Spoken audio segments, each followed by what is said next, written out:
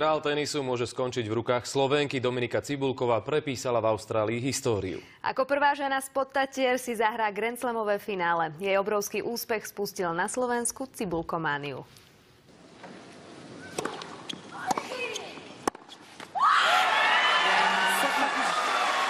Takto to vyzeralo po 70 minútach, ktoré prepísali slovenskú tenisovú históriu. Dominika Cibulková bude hrať v Austrálii v finále Grand Slamu.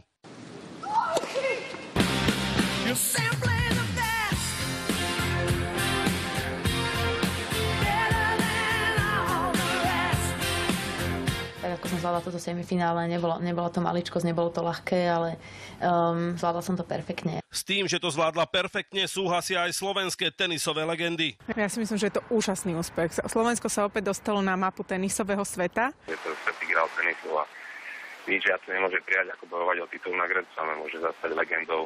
Jediný Slovák, ktorý doposiaľ vie, ako chutí Grand Slamové finále, je legendárny Miloš Mečíš. Bol v ňom dvakrát, no a jedno z nich si zahral aj v Austrálii.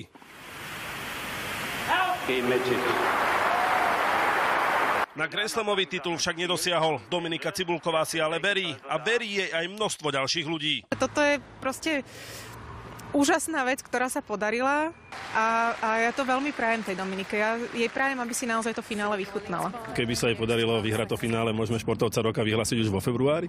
No tak akože ťažko povedať, čo ostatní športovci dosiahnu, ale s veľkou pravdepodobnosťou by to tak asi bolo. Bitka o prvý slovenský Grand Slamový titul sa začne v sobotu o 9:30 predpoludním. Michal Hečko, televízia.